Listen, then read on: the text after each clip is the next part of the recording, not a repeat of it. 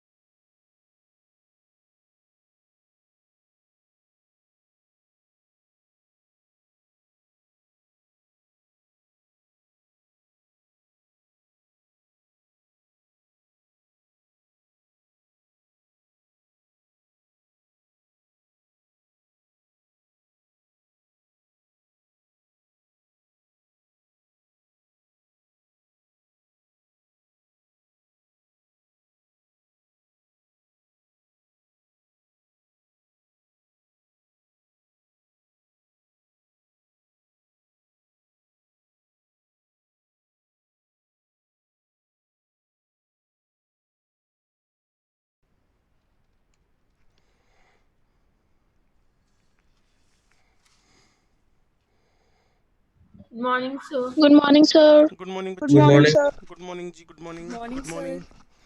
Good morning. Good Good, morning, sir. Good morning बच्चे। Good morning. good morning, sir. Good morning बच्चे।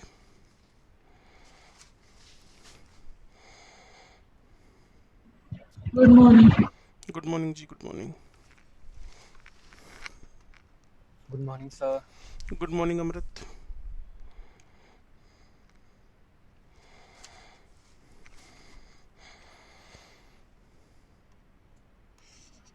Good morning, sir. Good morning, good sir. Morning. Good morning जी बच्चे। Good morning. अभी फिर question करने हैं तो मैं निकालूं उसको फिर। Morning, sir.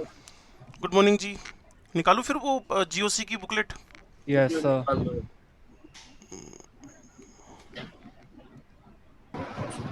Hello sir. हाँ जी बोल बच्चे। आरपीएस करा दो। ऐसा ना कर यार, अब मैंने वो आज मैंने सुबह स्कैन किए ये, या तो सब चीज़ सर छोड़ इसके देते हैं। दो पार्ट किए हैं सर इसके बस। हाँ दो कर लेते हैं ना। मैंने पता है क्या यार, मैंने आरपीएस ना, अभी मैंने सर्च मारनी है, मेरे को मिल जाएगी आरपीएस। कल आरपीएस कर लेंगे। ठीक है। 2 पेज किए ना तूने? दो पार्ट किए हैं, पहले दो पार्ट बस सर। ठीक है, चक देते हैं 2 पार्ट।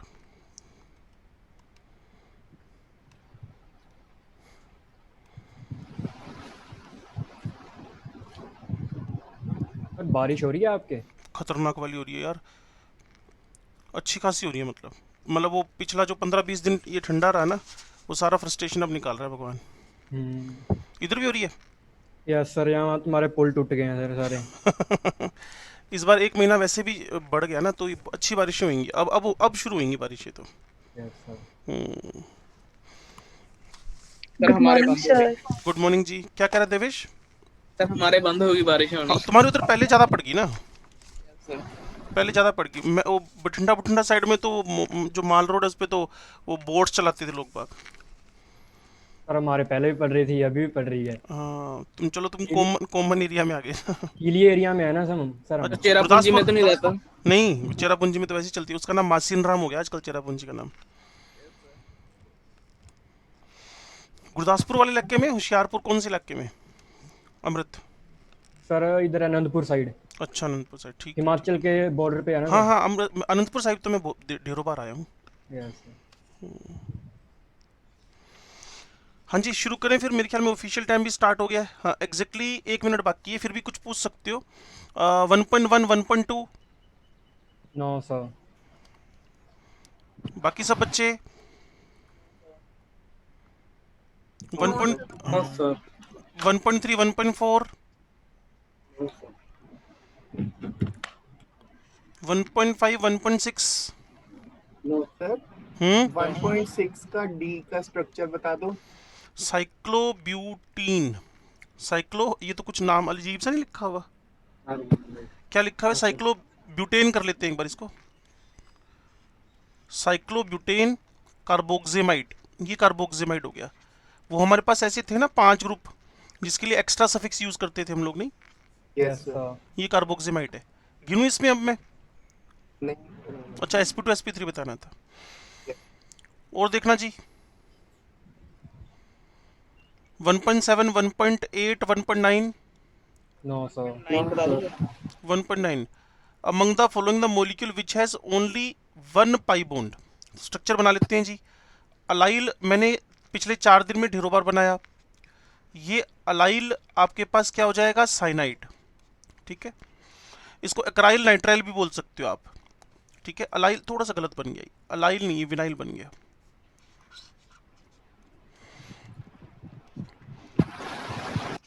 ये बनेगा अलाइल साइनाइड। ठीक है। उसके बाद है विनाइल एल्डिहाइड। ये विनाइल लिख दिया, ये एल्डिहाइड लिख दिया। ओके। उसके बाद उसने कहा जी अलाइल एल्कोहल, वो तो ऊपर वाले में OH लगा देना बस, CHCH2OH। ठीक हो गया। उसके बाद विनाइल कार्बोक्सिलिक एसिड, तो विनाइल फिर लिख दो, और फिर कार्बोक्सिलिक एसिड लिख दो। चाहता क्या है? Among the following the molecule which has only one pi bond. One हो पाई जाएगा बॉन्ड सर। डन है। थर्ड ऑप्शन है हाँ जी यस थर्ड सर। ऑप्शन आ गया। अलाइनिंग। हाँ हाँ हाँ।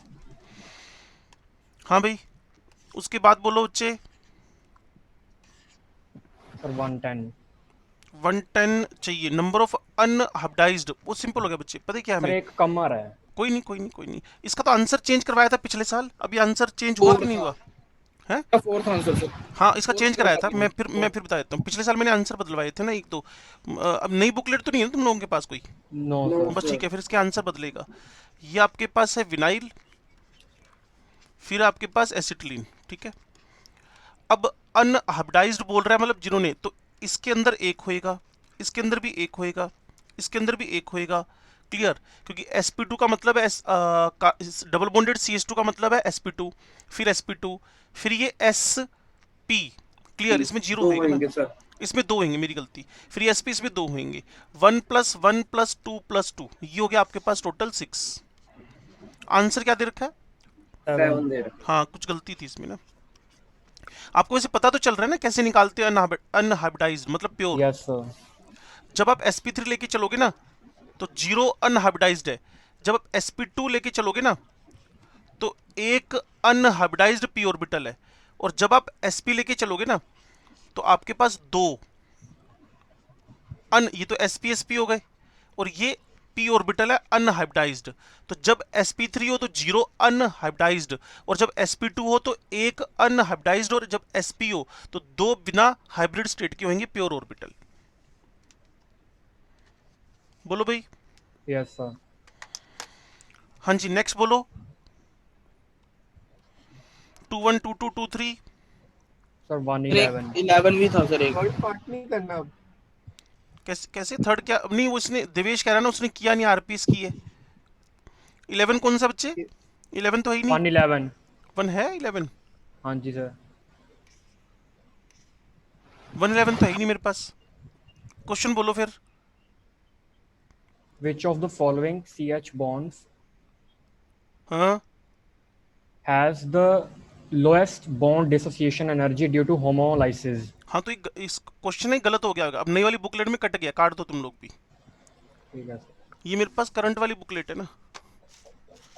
हाँ ये नई वाली बुकलेट है, नया प्रिंट, कट गया क्वेश्चन ना। 110 तक ही है, 111 कट गया। हाँ जी नेक्स्ट बोलो।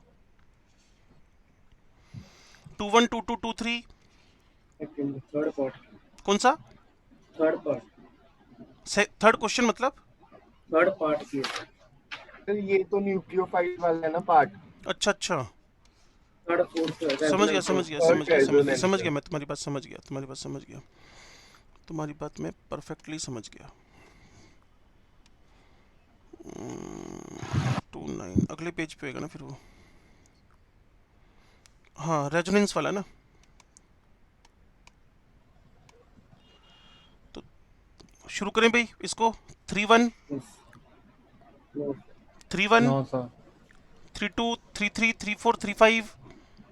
No sir. सेकंड वाले में इंडक्टिव इफेक्ट वाले भी बहुत हैं सर। कोई नहीं कर लेंगे। 35 36 नो सर। 36। 36 अच्छा ये फिर कार्बोकैटायन कार्बोनाइन हो गया, बिल्कुल ठीक है। सुन लो भी ध्यान से।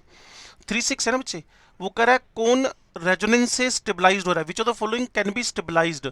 अब सोचो ना, अब अगर आप इस नेगेटिव को इस सल्फर के एम्प्टी डी ऑर्बिटल में डोनेट करवा दो तो हुआ क्या, हमारी वो कंडीशन नहीं लगी।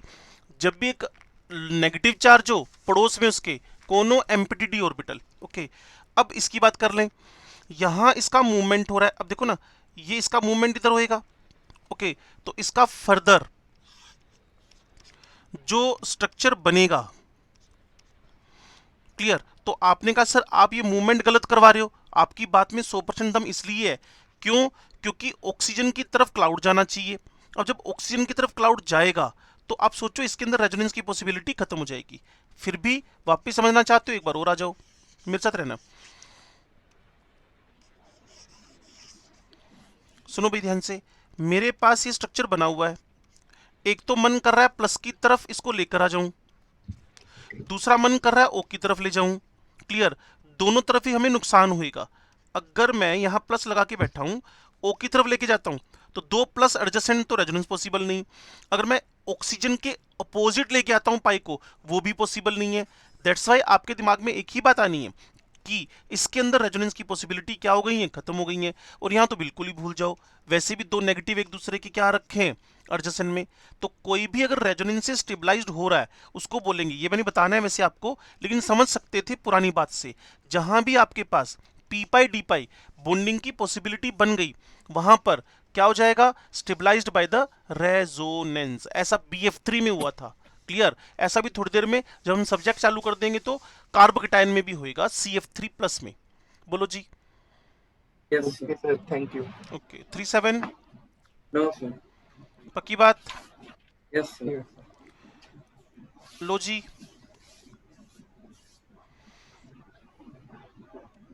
38 39 310 Sir, 38. एक सेकंड। हाँ सोखा सा क्वेश्चन है, थोड़ा सा दिमाग लगा के सुनना भाई। मोस्ट एसिडिक, तो सबसे पहले सारे बच्चे सुन लो, किसी को भी एसिडिक अगर आपने बनाना है तो वहां इलेक्ट्रॉन विड्रॉइंग ग्रुप होने चाहिए, वहां इलेक्ट्रॉन विड्रॉइंग ग्रुप होने चाहिए। तो जितने ज्यादा इलेक्ट्रॉन विड्रॉइंग ग्रुप होंगे उतना एसिडिक नेचर बढ़ेगा। तो थोड़ा सा हम बात को पकड़ते हैं, कौन सी वाली को। यहां मेरे पास दो इलेक्ट्रॉन विड्रॉइंग ग्रुप लगे हुए हैं, ये देखो। क्लियर? एन के पड़ोस में क्या आ गया, प्लस का चार्ज। अब सोचो कि जब आप इसके बारे में बात करो तो इसके इलेक्ट्रॉन विड्रॉइंग ग्रुप इससे दूर है, देखो ना, सी पे एच है। और वैसे भी ना, अगर आपको मैं बोलूं कार्बन पे एच है, नाइट्रोजन पे एच है, ओ पे एच है, तो किसका डिसोसिएशन इजी होएगा, ड्यू टू पॉजिटिव चार्ज। तो सोचो ओ से जुड़े हुए एच पे पॉजिटिव चार्ज ज्यादा होएगा और यहां पॉजिटिव थोड़ा कम हो जाएगा, यहां पॉजिटिव लीस्ट होएगा। तो अगर कभी भी एच एन पे जुड़ा हुआ है तो उसके टूटने की पॉसिबिलिटी ज्यादा है। लेकिन इसके साथ तो दूसरा पंगा हो रहा है ना, कार्बन पे एच है, इलेक्ट्रॉन विड्रॉइंग ग्रुप दूर पड़े हुए हैं। यहां देखो कार्बन पे प्लस है, सॉरी कार्बन पे एच है, दो इलेक्ट्रॉन विड्रॉइंग। तो अब बी के बाद डी की टर्न चली। अभी तक तो मुझे बी सबसे बेस्ट लग रहा है, प्रोटॉन रिमूवल के लिए बी सबसे बेस्ट लग रहा है। ठीक है, उसके बाद मैं नाइट्रोजन पे गया, एच सी जिसको मार्क किया हुआ है, ये थोड़ा सा गाड़ी इसलिए फंस गई, इलेक्ट्रॉन विड्रॉइंग ग्रुप इसके पास एडजेसेंट में सिर्फ एक ही है। तो मुझे लग रहा है मोस्ट एसिडिक का आंसर तुम्हें मिल गया होगा। 3.8 का आंसर कौन सा आ रहा है, B. B. Yes, sir. Reason समझ में आया? Yes, ओ से sir. जुड़ा हुआ एच, एन से जुड़ा हुआ एच, और उसके बाद जो एन है वो दो इलेक्ट्रॉन विड्रॉइंग ग्रुप से जुड़ा हुआ है। दैट्स वाई इसका रिमूवल कंपैरेटिवली इजी है। और बाकी सोचो ना, अगर एच निकल भी गया तो एन पे माइनस आएगा, माइनस दोनों तरफ बिजी हो सकता है, माइनस दोनों तरफ बिजी हो सकता है। क्लियर? ये देखो, ठीक है जी। Yes, sir. और बोलो बच्चे। 3 9 3 10 3 12 11। No. No, sir. अगर बच्चों ने नहीं किया तो मैं बंद कर दूं इसको। Yes sir. Yes, sir. ये यस किस पे था बंद करने को लेकर? Yes, sir. 3:15 तक नहीं कर, बंद कर रहा हूं भाई मैं। 3:15 तक कोई doubt? No. No, Sir, sir. 14th. 14th 14th भी बड़ा आसान है। सीओ बॉन्ड लेंथ आपसे वो डिस्कस कर रहा है, सीओ बॉन्ड लेंथ, और उसमें क्या पूछ रहा है, करेक्ट ऑर्डर। ध्यान से सुनो भाई, इसके अंदर रेजोनेंस हो गया तो इसका डबल बॉन्ड करेक्टर कम हो गया, इसके अंदर रेजोनेंस बढ़ा हुआ है, डबल बॉन्ड करेक्टर और कम हो गया। क्लियर? इसके अंदर आपके पास रेजोनेंस है, डबल बॉन्ड करेक्टर कम हो गया। क्लियर? लेकिन अगर ए और सी देखो, दोनों की शक्ल सेम है, Yes, sir. ए और सी दोनों की शक्ल सेम है। वसुधा, तुम्हारी आवाज लग रही थी मुझे, ए और सी दोनों की शक्ल सेम है, लेकिन इसके अंदर तो रेजोनेंस भी नहीं हो रहा यार। इसका डबल बॉन्ड क्या पड़ा हुआ है, मेंटेन्ड। इसका डबल बॉन्ड अगर मेंटेन्ड है तो इसका मतलब छोटे। इसकी बॉन्ड लेंथ सबसे कम सबसे होगी। कम। सो इसको बोला हुआ डी, डी की बॉन्ड लेंथ सबसे कम, तो ये ऑप्शन गया। डी की बॉन्ड लेंथ सबसे कम, ये ऑप्शन बचे हुए हैं। उसके बाद जो ज्यादा रेजोनेंस में आ रहा है उसका डबल बॉन्ड करेक्टर कम हुआ है। वापस सुनो वसुधा, जिसका रेजोनेंस ज्यादा हुआ वो ज्यादा देर तक सिंगल बॉन्ड है, जिसमें ज्यादा देर रेजोनेंस हुआ उसमें ज्यादा देर सिंगल बॉन्ड है। इसको अगर मैं रेजोनेंस स्ट्रक्चर बनाकर हाइब्रिड बनाऊं तो पता लगेगा कि सिंगल बॉन्ड करेक्टर ज्यादा देर तक मेंटेन रह रहा है, किसके अंदर, बी के अंदर। सो बी की बॉन्ड लेंथ सबसे ज्यादा हो गई है, ये ऑप्शन गया। Yes, sir. क्लियर? और दो की बॉन्ड लेंथ बराबर पड़ी हुई है क्योंकि दोनों स्ट्रक्चर सेम है, तो ये भी गया, आंसर आ गया सेकंड। क्यों वसुधा जी? Yes, sir. 3:15 पे हमने एंड कर दिया है। अब मैं नया डॉक्यूमेंट खोल रहा हूँ। क्लियर? वो हमारा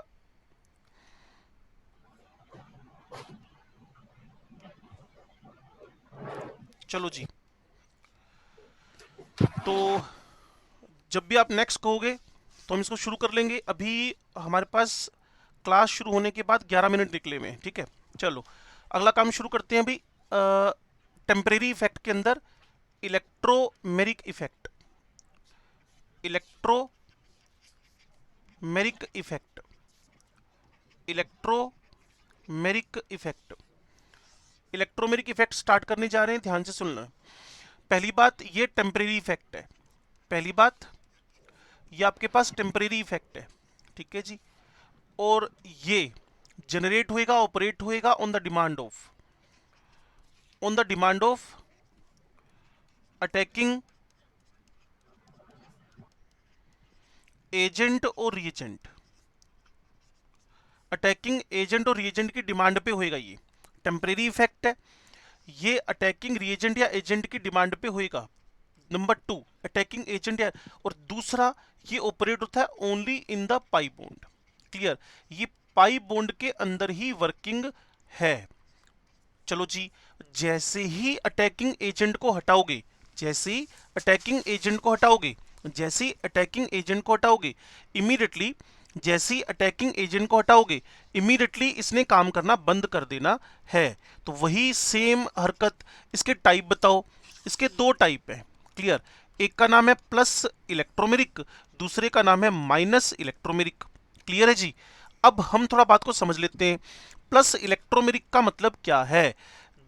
जो मूवमेंट, माइग्रेशन, क्लियर, जो माइग्रेशन ऑफ पाई बॉन्ड है, जो माइग्रेशन ऑफ पाई इलेक्ट्रॉन्स हैं, वो टूवर्ड्स द अटैकिंग रिएजेंट हैं, टूवर्ड्स द अटैकिंग रिएजेंट हैं।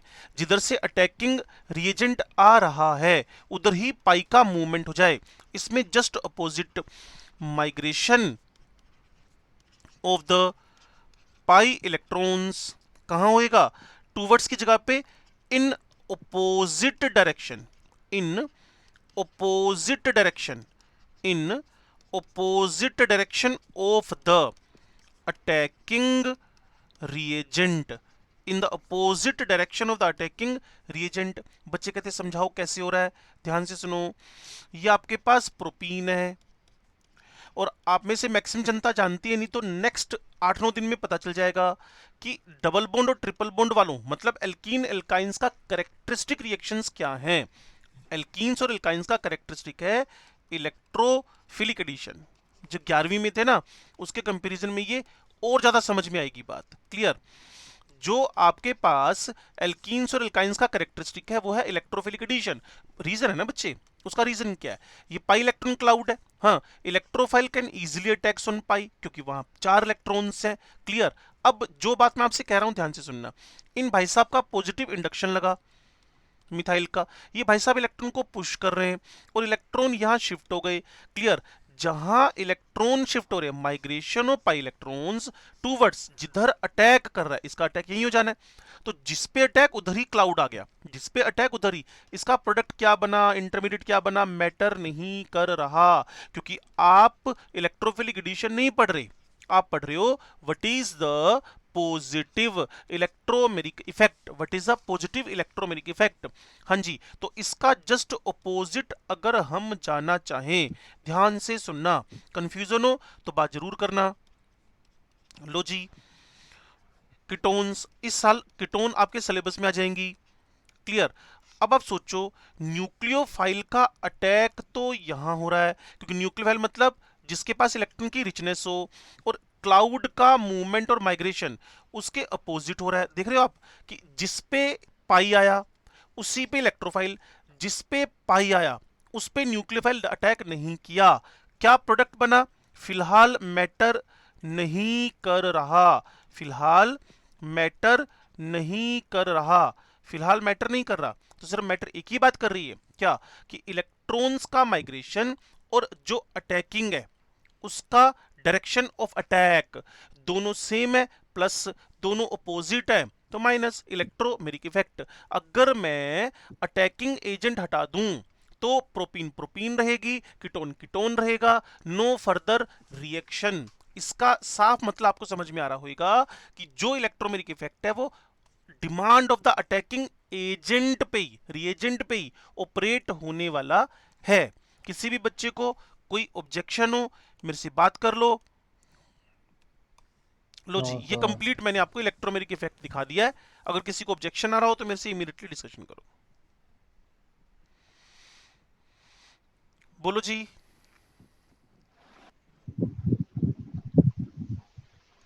मतलब आगे बढ़ना चाहिए अब हमें। Yes sir. Yes, sir. चलो अब हम इलेक्ट्रोफाइल न्यूक्लियोफाइल कवर करें या पहले इंटरमीडिएट लें? Intermediate Intermediate. इंटरमीडिएट्स, चलो जी। इंटरमीडिएट्स, और सबसे ज्यादा टाइम एक ही बात पे लगता है, वो आपके पास है कार्बोकेटायन। ठीक है जी। इंटरमीडिएट, अब आपको समझना क्या है, ये आपके पास सबस्ट्रेट है, ओके, यहां आपके पास सबस्ट्रेट है, यहां आपके पास सबस्ट्रेट है, और इस सबस्ट्रेट से फर्दर ट्रांजिशन स्टेट या एक्टिवेटेड कॉम्प्लेक्स बन सकता है, उसके आगे इंटरमीडिएट बन सकता है, और फिर फाइनली प्रोडक्ट बन सकता है। मतलब दोनों का बनना, किसी जगह ट्रांजिशन से सीधे प्रोडक्ट पे पहुंच जाते हैं, किसी जगह ट्रांजिशन से क्लियर इंटरमीडिएट पे आएंगे और फिर प्रोडक्ट बनाएंगे। कुल मिलाकर during the chemical reaction in the organic chemistry, substrate पे अटैकिंग रिएजेंट का अटैक होएगा। रिएजेंट आपने कहा तो बाद में पढ़ा देना, बाद में पढ़ा देंगे जी। क्लियर, ट्रांजिशन स्टेट बनी जो हाई एनर्जी, मुझे लग रहा है मैं आपको ये क्या बातें बता रहा हूं, ये सब तो हम कर चुके हैं काइनेटिक्स के अंदर, ठीक है ना। Substrate, attack of reagent, then transition state, then intermediate and finally product. तो मेरा सारा फोकस किस पे चल रहा है अभी? इंटरमीडिएट्स पे। तो बच्चों ध्यान से सुन लो, types of the intermediates, intermediates के टाइप क्या हैं, तो हम सारे के सारे इंटरमीडिएट पढ़ डालेंगे इस बार। क्लियर, ध्यान से सुनो। पहला इंटरमीडिएट बच्चे जानते हैं, समझते हैं, that is the carbocation, that is the carbocation. दूसरा आपके पास आएगा कार्बेनायन। इन पे कम टाइम लगेगा पढ़ने में। अभी थोड़ी देर पहले बच्चों ने क्वेश्चन पूछा था ना, वो कार्ब एनायन ही था, वो पी पाई डी पाई बॉन्डिंग से स्टेबलाइज हो रहा था। ठीक है जी। यहां आपके पास आएगा फ्री रेडिकल, ये एल्केन चैप्टर में बना था हमारे बार बार। क्लियर, इसके बाद इलेक्ट्रोफिलिक एडिशन में भी बना था जब एंटी मार्कोवनिकोव हुआ। उसके बाद हमारे एल्कोहल फिनोल चैप्टर में बनेगा कार्बीन, उसके बाद हमारे अमाइंस चैप्टर में बनेगा नाइट्रीन, और हमारे एल्काइल अराइल हैलाइड में बनेगा बेंजाइन, बेंजाइन। ठीक है जी। तो ये हमारे पास 6 इंटरमीडिएट्स हैं। अब जो मेन टास्क है वो कार्बोकेटाइन पे जाएगा। इसको मैंने आपको पहले ही बोला था, हीरो ऑफ ऑर्गेनिक, ये भाई साहब हीरो हैं। ठीक है जी, ये ऑर्गेनिक केमिस्ट्री के हीरो हैं। कौन? कार्बोकेटाइन। शायद ही कोई रिएक्शन हो जहां ये भाई साहब ना बने, मैक्सिमम जगहों पे ये बनता है। क्लियर है, मैक्सिमम जगहों पे ये बनता है, मैक्सिमम जगहों पे ये बनता है। चलो जी, नेक्स्ट टास्क ले लें। मुझे अब complete information about the carbocation चाहिए, कार्बोकेटायन चाहिए। तो सबसे पहले इंट्रोडक्शन ले लें, सबसे पहले इंट्रोडक्शन ले लें। जितने भी आपके पास कार्बोकेटायन हैं वो सब 6 इलेक्ट्रॉन स्पीसीज।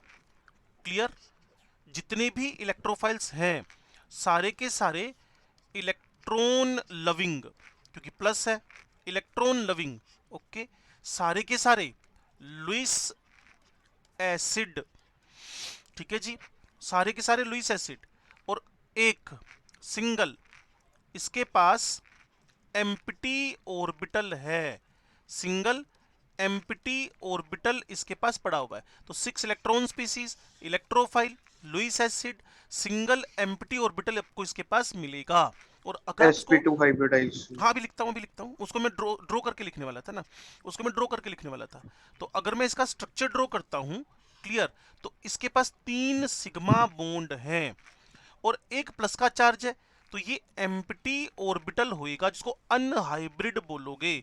ये आपके पास एम्प्टी p ऑर्बिटल है, ये आपके पास एम्प्टी p ऑर्बिटल है।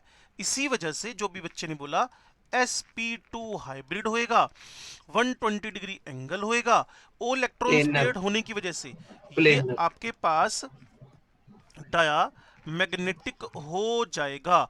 और बच्चे एक बात और बोल रहे हैं, it is planar in the geometry.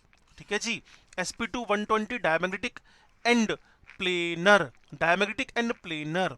Diamagnetic का मतलब आप समझ गए होंगे, डायमैग्नेटिक मतलब जो कभी भी इलेक्ट्रिकल और मैग्नेटिक फील्ड की तरफ अट्रैक्ट ना हो। क्लियर है बच्चों? Yes, sir. Electrophile, Lewis acid, ये लुईस एसिड क्यों है? सर इलेक्ट्रॉन को इलेक्ट्रॉन गेन देता करने है, की टेंडेंसी है। इलेक्ट्रॉन डेफिशिएंसी रखता है। हाँ, इलेक्ट्रॉन डेफिशिएंट है, इलेक्ट्रॉन गेन करने की टेंडेंसी है, दैट्स वाई ये आपके पास वर्क करेगा किसकी तरह से? इलेक्ट्रोफाइल भी और लुईस एसिड भी, इलेक्ट्रोफाइल भी और लुईस एसिड भी। क्लियर? चलो जी, हम तीसरी बात की तरफ बढ़ते हैं, ध्यान से सुनना और समझना। क्लियर? अब आपसे डिस्कशन होएगा इसके टाइप्स का। ओके, तो टाइप्स पे ज्यादा हम दिमाग ना लगाएं। 1 डिग्री हो जाएगा, 2 डिग्री हो जाएगा और 3 डिग्री हो जाएगा। और इसके अलावा हम एक टेम्परेरली जो मिथाइल प्लस है इसको या तो 0 डिग्री बोलते हैं या कुछ बुक्स लिखती हैं super 1 degree. Clear? Super 1 degree बोलते हैं मिथाइल प्लस को। क्लियर? ये सबसे स्मॉलेस्ट कार्बोकेटायन है, ये सबसे स्मॉलेस्ट कार्बोकेटायन है, ये सबसे छोटा कार्बोकेटायन है। अगर आप प्राइमरी जानना चाहते हो, प्राइमरी कार्बोकेटायन, हो सकता है कुछ बच्चों को ना पता हो, तो अब पता कर लेते हैं। ये इथाइल प्लस प्राइमरी कैसे हुआ? जिसपे प्लस का चार्ज है, जिसपे प्लस का चार्ज है वो एक ही कार्बन से कनेक्टेड है। ठीक है जी, इसी तरीके से मेरे पास इसको मैं बेंजाइल बोलता हूं। क्लियर? जिसपे प्लस का चार्ज है वो एक ही कार्बन से, सिंगल कार्बन से जुड़ा हुआ है, सिंगल कार्बन से जुड़ा हुआ है, सिंगल कार्बन से जुड़ा हुआ है। और जो जितने कार्बन से एसोसिएटेड हो, 2 से जुड़ेगा सेकेंडरी, 3 से जुड़ेगा टर्शरी। क्लियर? इसी तरीके से ढेरों बन सकते हैं। हो सकता है जो मैं अब बना रहा हूं उसका नेम आप में से मैक्सिमम बच्चों को पता हो। दसो जी, टर्शियरी ब्यूटाइल कार्बोकेटाइन। कौन सा प्राइमरी सर तो नहीं, प्राइमरी तो है, इसका नेम चाहिए, नेम। निकम्मे आदमियों। Neo butyl. हाँ, नियो पेंटाइल, ब्यूटाइल। पेंटाइल ओए 5 अमृत, नियो ब्यूटाइल नहीं, नियो पेंटाइल, ब्यूटाइल नहीं, पेंटाइल। 5 कार्बन है पुत्र जी, 5, 1 2 3 4 5, ब्यूटाइल थोड़ी होएगा, नियो पेंटाइल। लेकिन मेन था, कुछ नाम आपको पता हो, जैसे मैंने अभी थोड़ी देर पहले लिखा, इसका नाम था बेंजाइल। क्लियर? और ये सब बच्चे जानते हैं इसका नाम है ethyl. Ethyl, benzyl, neo pentyl, ये सब प्राइमरी टाइप के कार्ब कीटायंस हैं। चलो जी, अब मैं 2 डिग्री कार्बोकेटाइन की तरफ बढ़ता हूं।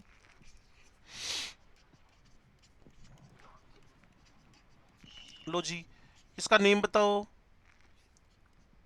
प्रोपाइल। ओए, आइसोप्रोपाइल। आइसोप्रोपाइल इसके बारे काम नहीं चलना, कॉमन नेम आने चाहिए। अमृत थोड़ा ढीला चल रहा है इस मामले में मामला। ये आइसोप्रोपाइल है, ठीक है। चलो, आपसे इसको बार बार लिखवाया था, कुछ बच्चे लिख के नहीं लाए थे, याद करो, पिछले साल की बात कर रहा हूं। हाँ जी, इसका नाम अब अमृत नहीं बोलेगा, उसको पता। आइसोब्यूटाइल। अरे नहीं है आइसोब्यूटाइल। अमृत का ये वाला पोर्शन थोड़ा वीक चल रहा है मुझे लगता है। पिछले साल ना तुमसे 5-5 6-6 बार लिखवाए थे, अगले दिन मंगवाए थे लिखवा कर। सेकेंडरी ब्यूटाइल हाँ, it is the secondary butyl, it is secondary butyl. और ये आपके पास है आइसोप्रोपाइल जो ऊपर पड़ा हुआ है। ये आइसोप्रोपाइल था, 3 कार्बन है। और प्रोपाइल का रूल बताया था आपको, प्रोपाइल का रूल बताया था आपको, प्रोपाइल का रूल बताया था, 2 मिथाइल ग्रुप आगे कितनी भी लंबी चेन चला दो। क्लियर? अगर एक कार्बन अगर ऐसे ही रह गया तो ये आइसोप्रोपाइल है, एक और जुड़ गया आइसोब्यूटाइल है, एक और जुड़ गया आइसोपेंटाइल है, एक और जुड़ गया आइसोएक्साइल है, एक और जुड़ गया आइसोएक्टाइल है। ऑक्टाइल नहीं होता, हेप्टाइल तक ही होता है बस। समझे? Yes sir. चलो, 3 डिग्री, इसका नेम बताओ। इसका नेम बताओ।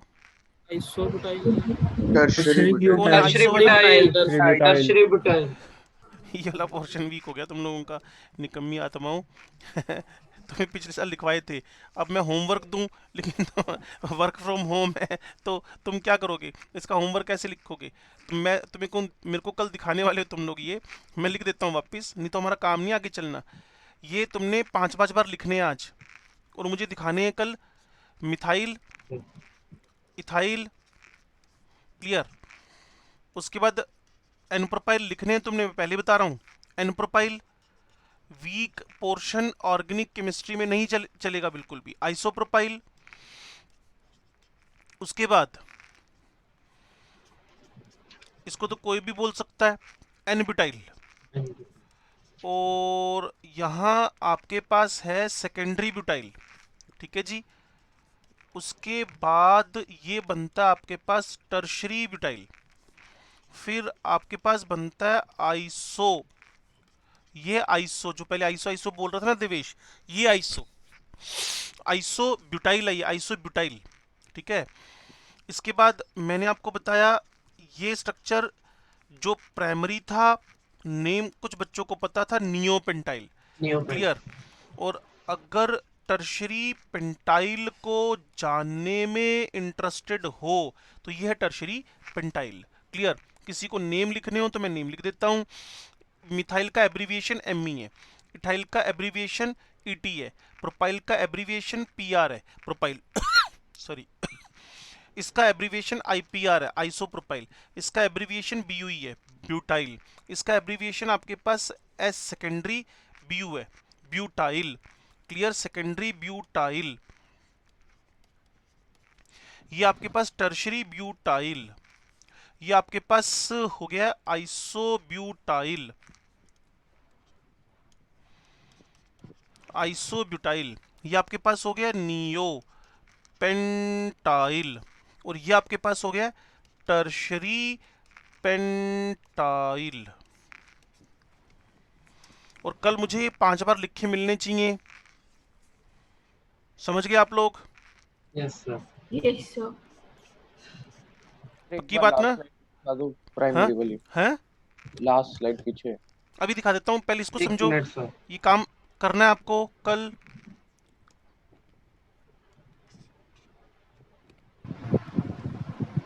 ये वाली स्लाइड देख ली? Yes 1 minute sir. 1 मिनट। 1 2 3 4 5 9 10, ये 10 है और 5 बार लिखने हैं, पहले बता रहा हूँ मैं बार बार। अमृत तुम्हें तो कम से कम 7-8 बार लिखने चाहिए। Yes sir. क्योंकि कोई बोलेगा मिथाइल एल्कोहल लिखो, इथाइल एल्कोहल लिखो, टर्शरी ब्यूटाइल एल्कोहल लिखो, पंगा पड़ जाना, फिर याद रखना है इनको।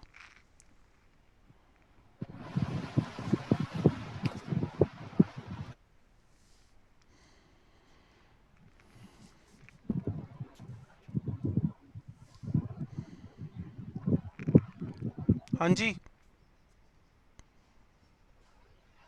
लिख रहे हो? Yes sir. सर। पिछली स्लाइड करूं? Wait sir. लो भाई।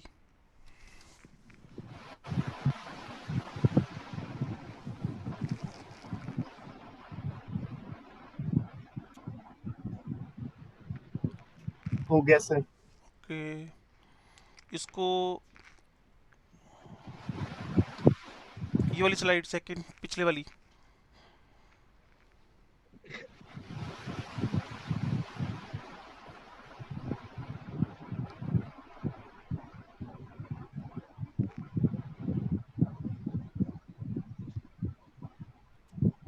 नियो उसको बोलेंगे ना जो चारों तरफ से सराउंडेड हो और कार्बन से। बच्चे पता है क्या है, ना कोई प्राइमरी ना कोई सेकेंडरी ना कोई यूं समझो, ना कोई एन, एन फॉर नॉर्मल। पहले हमारे पास ना एक नॉर्मल नाम आता था जो चेन होती थी, फ्री चेन बिल्कुल विदाउट ब्रांचिंग। उसके बाद आइसो, उसके बाद टर्शरी, टर्शरी में टर्शरी कार्बन होता है आपके पास, क्लियर। फिर सेकेंडरी में सेकेंडरी, जो ना नॉर्मल हो, ना आइसो हो, ना टर्शरी हो, ना आपके पास कौन हो, सेकेंडरी, तो वो एक नया स्ट्रक्चर बन जाएगा, नियो। कॉमन नेम है ना बच्चे, तो ऐसे इस तरीके से कोई ना कोई तरीका लगाना पड़ेगा आपको। ठीक है सर। आगे बढ़ना पड़ेगा अब। Yes sir. चलो, अब जो मेरे पास हेडिंग आएगी वो आएगी स्टेबिलिटी ऑफ द कार्बोक्टेन। इसको बड़ा आराम से करना है, उसके बाद काम करना बड़ा आसान हो जाएगा। Stability of the carbocations, stability of the carbocations, ध्यान से सुनो और समझो भाई। Stability of the carbocations, listen carefully. जब कार्बोक्टेन की स्टेबिलिटी में प्रायोरिटी ऑर्डर में चलो, प्रायोरिटी में ध्यान रखना, प्रायोरिटी ऑर्डर में, तो सबसे पहले आपको पी पाई बैक बॉन्डिंग की बात करनी है। पी पाई बैक बॉन्डिंग की बात करनी है। क्लियर? पी पाई बैक बॉन्डिंग की बात करनी है। इनडायरेक्टली ये आपको पहले भी बताया था वेरी फर्स्ट सेकंड डे, ये रेजोनेंस को इंडिकेट कर रहा है, ये रेजोनेंस को इंडिकेट कर रहा है। तो इसमें कंडीशन क्या चाहिए, इसमें कौन सी कंडीशंस की स्पेशल रिक्वायरमेंट है आपको बताया हुआ है कि जो आपके पास सेंट्रल है C+, ठीक है जी, इसके पास एक एम्प्टी ऑर्बिटल पड़ा हुआ है, इसके पास एक एम्प्टी ऑर्बिटल पड़ा हुआ है, उसके सराउंडेड में मुझे कुछ ऐसा एटम चाहिए, यहां कुछ ऐसा एटम चाहिए जिसके पास मिनिमम एक लोन पेयर तो हो। तो कुल मिलाकर हमने क्या कंडीशन रखी, इसके पास एम्प्टी ऑर्बिटल, इसके पास एम्प्टी ऑर्बिटल जो कार्बन सेंट्रल है हमारे पास, और इसके पास minimum 1 lone pair, minimum 1 lone pair of electron. अगर ये कंडीशन फुलफिल हो जाती है, अगर ये कंडीशन फुलफिल हो जाती है, तब हम किसको प्रमोट कर सकते हैं, ये 100% कंडीशन है किसकी, बैक डोनेशन की, बैक डोनेशन की, बैक बॉन्डिंग की। क्लियर? इसी को तुम लोगों ने बैक डोनेशन क्या रखा है, इसी को तुम लोगों ने बैक बॉन्डिंग क्या रखा है, इसी को तुम लोगों ने पी पाई बॉन्डिंग क्या रखा है। ठीक है जी, इसी को तुम लोगों ने, अगर ना याद आए तो रेफरेंस है हमारे पास P block elements group number 13, वहीं सारी बातें समझाई हुई हैं आपको। क्लियर ना? तो कुल मिलाकर जो आपके दिमाग में मैंने बात डालनी है वो एक बड़ी इंपॉर्टेंट बात कि अगर किसी कार्बोक्टेन को स्टेबल करना है तो उसका पॉजिटिव चार्ज कम करे ज्यादा करे, मैं भूल गया क्या बोलना था। If you want to stabilize the any charged species then charge should be low. हाँ, चार्ज उसका घटना चाहिए, बस ये हमारा टारगेट है। स्टेबिलिटी का टारगेट बस एक ही है कि कुल मिलाकर तुम लोगों को प्लस के चार्ज को किसी ना किसी तरीके से घटाना है। तो यही तो किया हमने बैक डोनेशन में, यही तो किया हमने बैक बॉन्डिंग में। अब बैक बॉन्डिंग कैसे, सुन लो भी ध्यान से। ये मेरे पास CF3 लगा हुआ है, आपको पहले यही चेक करना है। ठीक है, इसके पास लोन पेयर पड़े हुए हैं, यहां भी लोन पेयर लगे हुए हैं, बच्चे पूरे स्मार्ट हैं, और यहां एम्प्टी ऑर्बिटल है, यहां पे लोन पेयर है, ये लोन पेयर इसको डोनेट हो गया। लोन पेयर जब C+ को डोनेट करेगा, लोन पेयर जब C+ को अपना लोन पेयर डोनेट कर रहा है, तो ये हो गया बैक बॉन्डिंग। इससे इसकी स्टेबिलिटी, इससे इसकी स्टेबिलिटी क्या हो गई, बढ़ गई। जनरली पूछते कैसे हैं, CF3 को CH3 से कंपेयर करो, वहां बच्चे सर नेगेटिव इंडक्शन आ गया, है नेगेटिव इंडक्शन, लेकिन फिर भी इसकी स्टेबिलिटी ज्यादा हो रही है। उसके पीछे वजह क्या है, रीजन क्या है, उसको बोलते हैं बैक बॉन्डिंग। रेजोनेंस है ये भी, तो रेजोनेंस क्या करेगा, मॉलिक्यूल सॉरी स्पीसीज इंटरमीडिएट की स्टेबिलिटी को एनहांस कर देगा, इंटरमीडिएट की स्टेबिलिटी को एनहांस कर देगा, बढ़ा देगा। हो सकता है ये वाली बात आपके दिमाग में एंटर कर गई हो। सिमिलरली ऐसे ढेरों एग्जाम्पल बनेंगे, आपको बस उसको देखते जाना है और सोल्व करते जाना है। देखो जी, ये आपके पास एक सेकेंडरी कार्बोक्टेन है, क्लियर, और एक और सेकेंडरी कार्बोक्टेन यहाँ है, लेकिन उसके पड़ोस में ना, उसके पड़ोस में ना इस जगह पे उन भाई साहब ने क्या किया, ओ लगा दिया, यहाँ पे ओ लगा दिया। ठीक है, फिर बोल रहा है दोनों सेकेंडरी हैं, which should be the more stable. बच्चे समझदार हैं, ऑक्सीजन वाला, ऑक्सीजन वाला। तो स्टेबिलिटी का ऑर्डर अगर चेक करना है, क्लियर, तो इस सेकेंडरी की स्टेबिलिटी ज्यादा हो गई। उसकी वजह क्या है, बैक बॉन्डिंग, बैक डोनेशन, जिसको आप लोगों ने रेजोनेंस बोला हुआ है। क्लियर? तो बैक बॉन्डिंग एक हाई प्रायोरिटी का आपके पास फैक्टर है जो कार्बोक्टेन की स्टेबिलिटी को बढ़ाएगा। चलो जी, एक काम और करते हैं। अगर वही सेकेंडरी है, क्लियर, फिर आपके पास ये सेकेंडरी है, यहाँ N लगा दिया, फिर यहाँ वापस सेकेंडरी है और O लगा दिया, ये A है, ये B है, ये C है। बताओ जी, we should be more stable.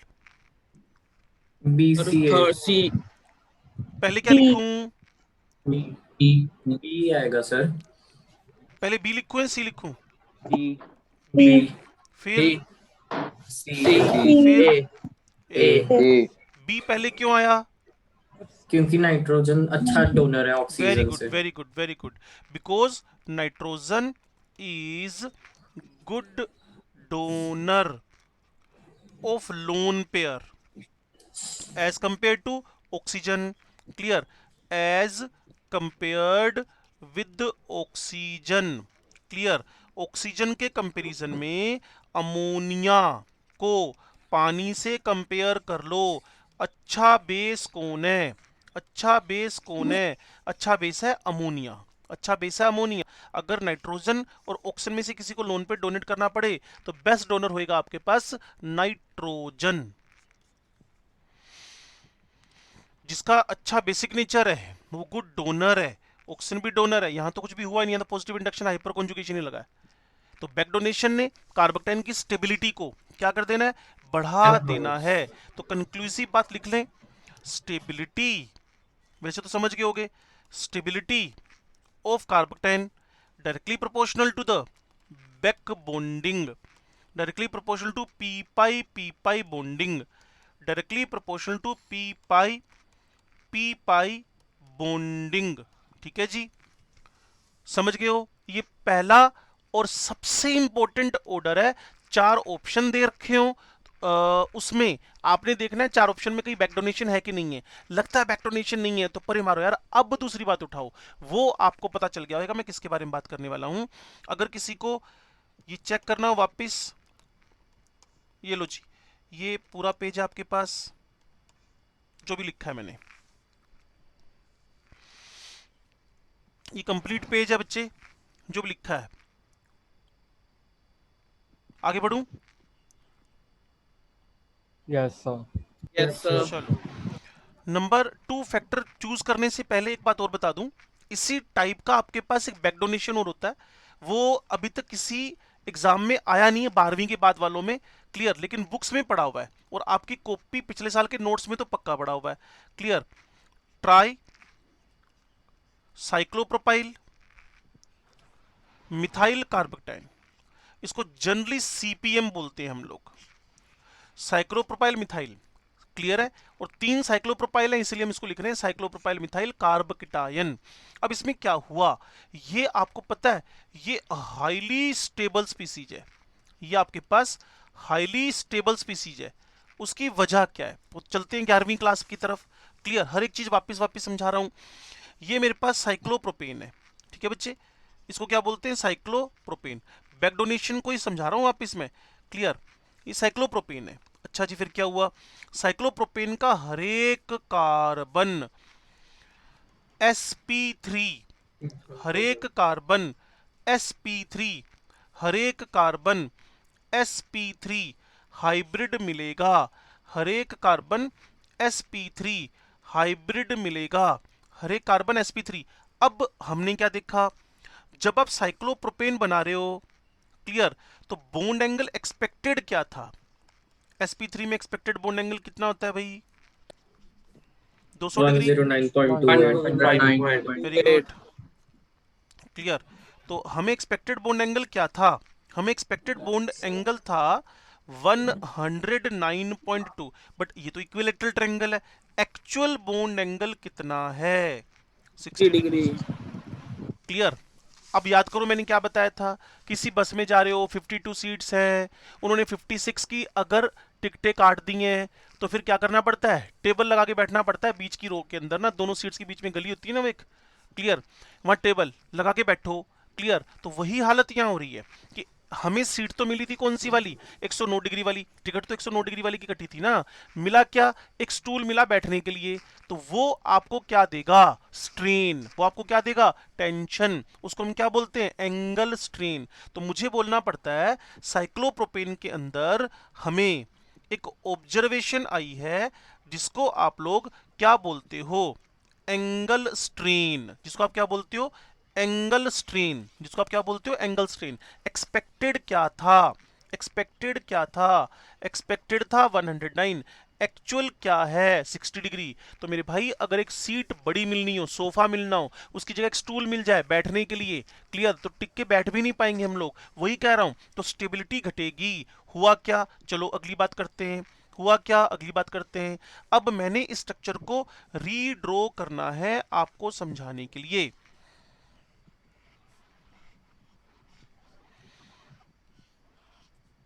सो तो नहीं गए तुम लोग? No, sir. ये तो बहुत अच्छी बात है। लो जी, अब हुआ क्या, जो आपका इसका सिग्मा क्लाउड है ना, सिग्मा क्लाउड, सिग्मा क्लाउड, वैसे भी इसके अंदर बनाना बॉन्ड बनता है, क्लियर ना। अगर प्रॉपरली शेप को मैं बार बार रीड्रॉ करूं, क्लियर, यहां से ये वाला बॉन्ड, बनाना बॉन्ड, ये क्लियर, तो इस टाइप से शेप आता है। तो इस टाइप का बनाना बॉन्ड आपको पहले भी पता है कहां बना था, मैं भूल गया यार, कहां बना था, कहां बना था, कहां बना था। डायबोरेन। हाँ क्लियर, B2H6 में बना था, देखो मेरे को B2H6 इमीडिएटली याद भी आ गया, B2H6 में बना था बनाना बॉन्ड। अब ध्यान से सुनो, तो बनाना बॉन्ड है, अब होएगा पता है क्या बच्चे, जब आप साइक्लोप्रोपाइल को CH2 से जोड़ोगे, CH2 तो भूखा आदमी है, CH2 तो भूखा आदमी है, CH2 का तो पेट खाली पड़ा हुआ है, CH2 का तो पेट खाली पड़ा हुआ है, CH2 को तो भूख लगी है। अब CH2 को भूख लगी तो इसकी भूख जो भी मिटा दे उसको स्टेबल कर देगा। अब इसका जो सिग्मा क्लाउड है ना बच्चे, इसका जो सिग्मा क्लाउड है ना, सिग्मा क्लाउड, अब सोचो ना, आपने 60 ml की बोतल में 109 लीटर पानी भर दिया, आपके पास 60 ml था, ठीक है, यूं समझो ना, इसके अंदर 109 ml पानी भरना है, तो जो बाकी वाला 49 ml है वो तो बाहर ही गिरेगा ना। मेरी बात समझ पा रहे हो, रिंग छोटी है, एंगल ज्यादा चाहिए, तो सिग्मा क्लाउड इसके साथ कहीं ना कहीं क्या करेगा, ओवरलैप। और अब यही तो चाहते हैं, प्लस का पेट भरना चाहते हैं, प्लस का पेट किसने भरा, सिग्मा क्लाउड ने, और जैसे ही प्लस ने सिग्मा, प्लस का सिग्मा ने पेट भरा, वो एक एक्स्ट्राऑर्डिनरी स्टेबिलिटी की तरफ बढ़ गया। अगर आप मेरी बात को ध्यान से सुनना है, मैं इंटरेस्टेड हो, expected was a 100, actual is a 60 degree, then remaining sigma cloud bonded with empty orbital, sigma cloud bonded with empty orbital, sigma cloud bonded with empty orbital, empty orbital, that is the reason behind the stability of CPM, cyclopropyl methyl carbocation इतना ज्यादा stable कैसे हो गया, उसकी वजह शायद आपको समझ में आ गई हो। बोलो जी। Yes, sir. ये पिछले साल भी मैंने बहुत जोर मारा था बोर्ड पे लिख लिख कर, हमारे 12वीं के बाद वाले किसी भी एग्जाम में इस पर क्वेश्चन नहीं आया, क्लियर, और हो सकता है हमारी बुकलेट में भी कोई क्वेश्चन आपको ना दिखे, लेकिन हम इस टाइप के खतरे के लिए ऑलवेज तैयार रहें कि ऐसी बातें होने लगे तो हम तैयारी करके बैठे हुए हैं।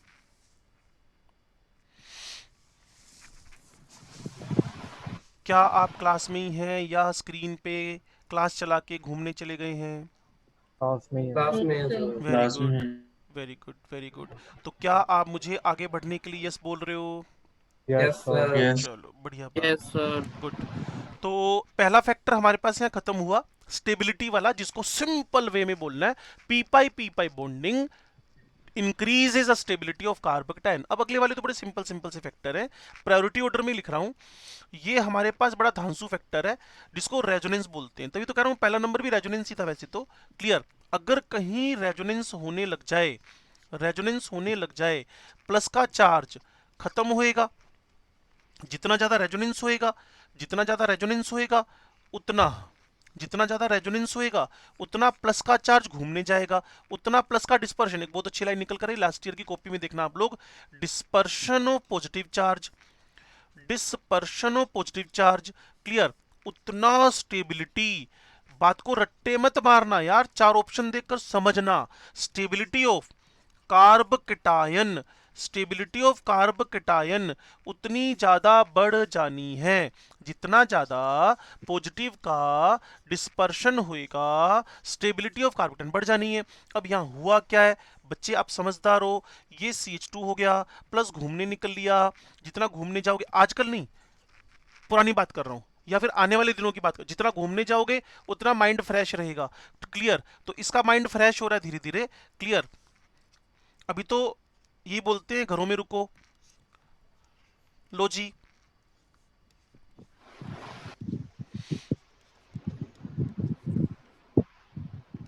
हो सकता है आपको मेरी बातें समझ में आ रही हो। Yes, sir. प्लस का साइन थोड़ा गलत लग गया, लूजर पे लगना चाहिए था। क्लियर? नेक्स्ट, आगे क्या करना है यार, मैं भूल जाता हूँ। आगे क्या करना था, कौन बताएगा, कौन बताएगा आगे क्या करना है? और पाई को पॉजिटिव की तरफ। वेरी गुड, बच्चे समझदार हैं। तो जितना ज्यादा पॉजिटिव का डिस्पर्शन हुआ उतना उसकी स्टेबिलिटी बढ़ गई। फाइनल स्टेप आप समझ ही गए होगे, स्ट्रक्चर को रिटेन करवा दिया है, स्ट्रक्चर को रिटेन करवा दिया है, ये कार्बोक्टाइन वापस बन गया है। Clear? More resonance, more number of the resonance structures, more is the stability. जितने ज्यादा रेजोनेंस स्ट्रक्चर बनेंगे उतनी स्टेबिलिटी बढ़ेगी। तो इसमें कुछ खास तो मैं और बोल ही नहीं सकता। तो मैक्सिमम आपको पॉजिटिव मिजोमरिक इफेक्ट शो करवाना है। जितना पॉजिटिव मिजोमरिक इफेक्ट होएगा, देखो ना मेरे दिमाग में एक और क्वेश्चन आ रहा है, और एल्काइल लेड में तो मतलब मजे करोगे आप ना, इतना इजी हो जाएगा आपके लिए। इसलिए मैं आपसे पिछले 4 दिन से बोल रहा हूँ, गलती से भी ध्यान इधर उधर मत करना, नुकसान आपका हो जाना है। मैं आपके एल्काइल लेड का क्वेश्चन, मेरे पास बुकलेट है, मैं एक उठाता हूँ क्वेश्चन ना, एल्काइल हैलाइड से उठाता हूँ। 1 सेकंड का गैप देना मुझे। चलो देखो, अगर मेरे पास ये स्ट्रक्चर है, ये मेरी एल्काइल हैलाइड का, सोचो जो चैप्टर आपने पढ़ा नहीं, मैं उसके अंदर से बात कर रहा हूँ। ये 2.7 क्वेश्चन है एल्काइल हैलाइड का। बच्चे सुनना, मैं क्वेश्चन की हेडिंग बदल दूंगा बस। क्लियर? मैं क्वेश्चन की हेडिंग बदल दूंगा बस, मैं क्वेश्चन की हेडिंग बदलूंगा और कुछ नहीं।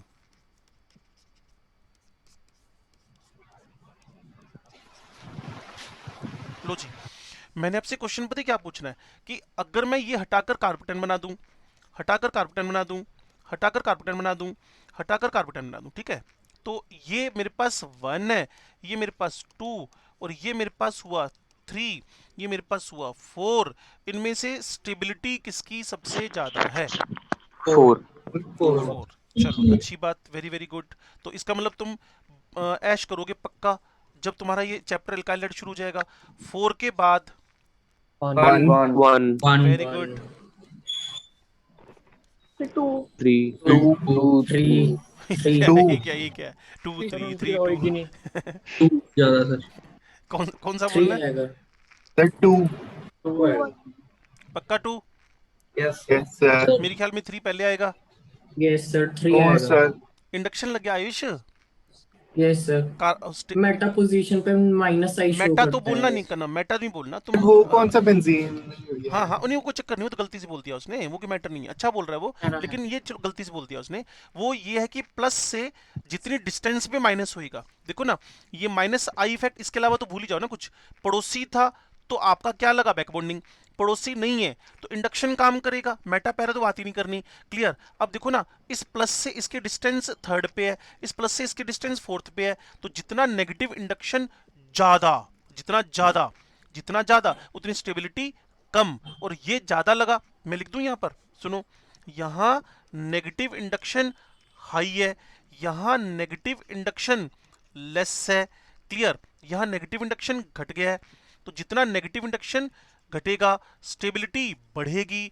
तो 3rd को आपने 3rd पे रखना है और 2nd को आपने 4th पे रखना है। ऑब्जेक्शन हो, मोस्ट वेलकम। सर बोलो सर मेटा पैरा क्यों नहीं कंसीडर करेंगे? बच्चे, वो तो बेंजीन का करेक्टर होता है अच्छा है ना। ये जैसे बेंजीन है बच्चे, ये हाँ OH हो जी। गया। क्लियर? ये ऑर्थो है,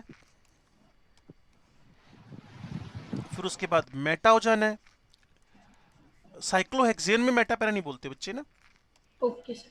साइक्लोहेक्सेन हो मतलब हेट्रोसाइक्लिक हो या फिर नॉन एरोमेटिक हो, वहां नहीं बोलते ऐसी बातें। Okay sir.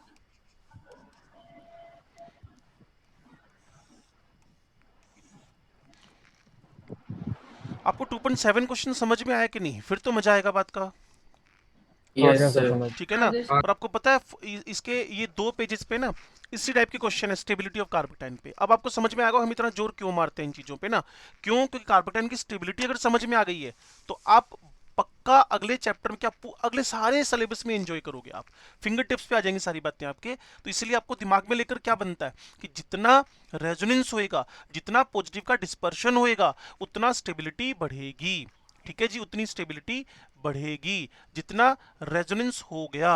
ओके अब ऐसे मेरे दिमाग में और भी क्वेश्चन चल रहे हैं, ढेरों क्वेश्चन चल रहे हैं, क्लियर? वहां भी वो स्पेस मिलेगा हमें। एल्काइल लैड में ना हमारा सिलेबस बहुत फास्ट होता है। तरफ करना थोड़ी स्लाइड। एक सेकंड रुक जा, एक सेकंड रुक जा, मैं हर बार अपना स्लाइड छोटी करके दिखाई रहा हूं, एक सेकंड रुक जा बस।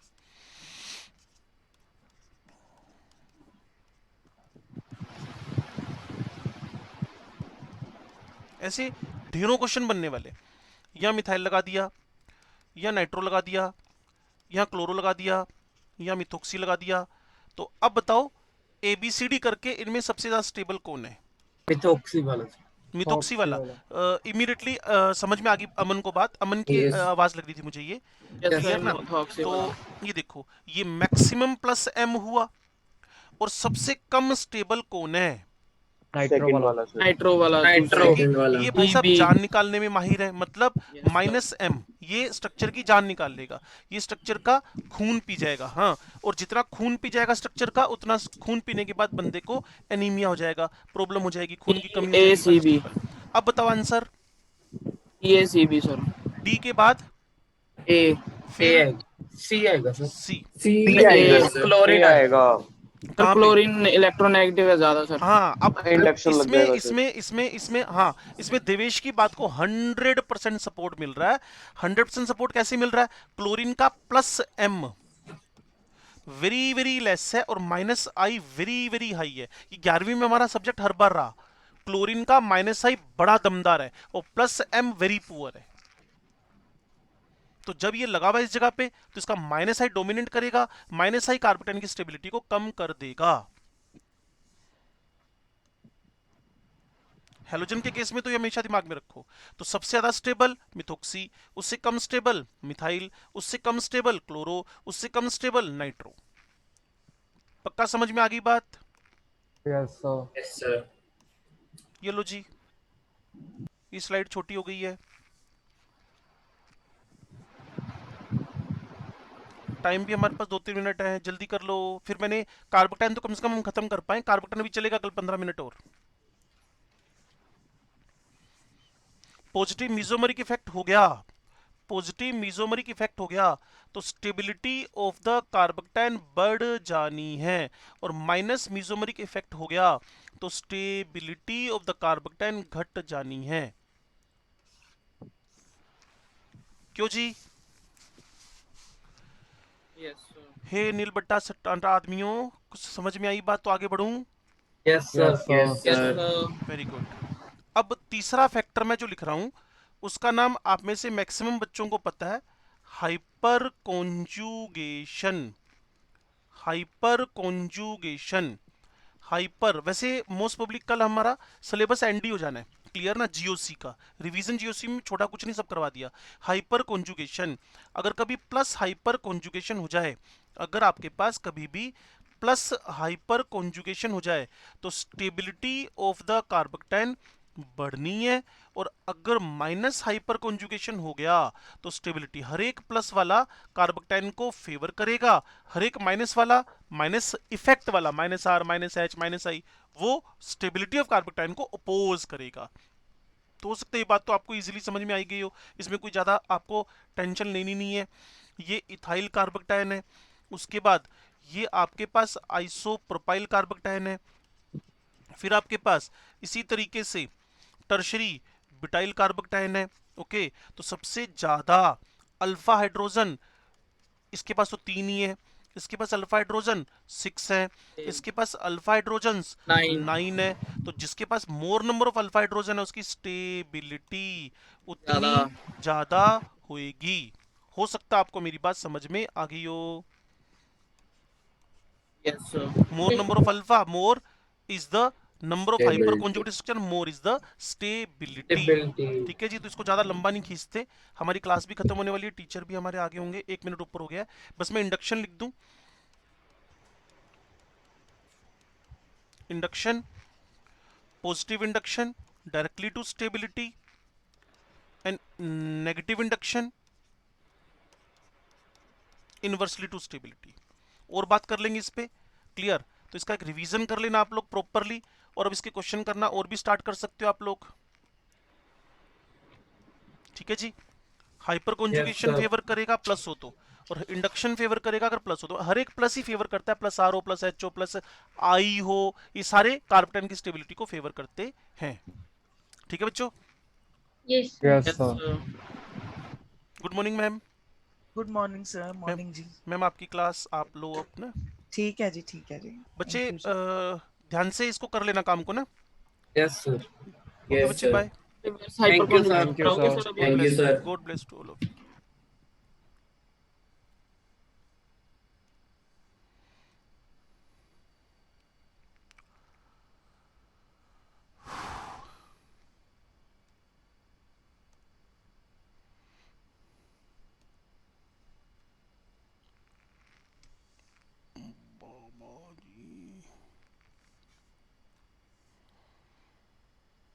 एक्सपोर्ट,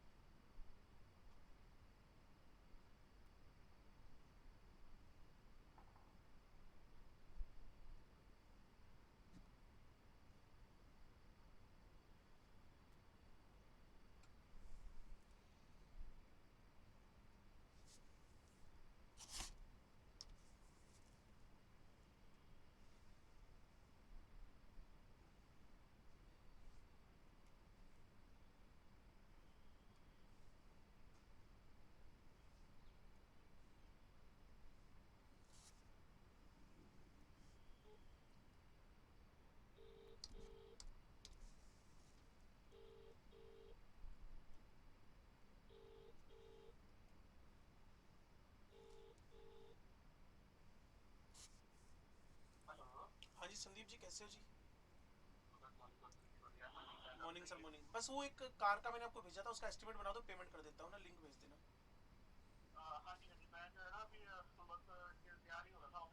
कोई नहीं आराम से ना, क्योंकि ना भैया ने निकलना था कल, वो भैया तो चला गया है, वो इंश्योरेंस तो 30 तारीख तक है ही उनकी, फिर आप कर देना अपडेट, मैं पेमेंट कर दूंगा ना।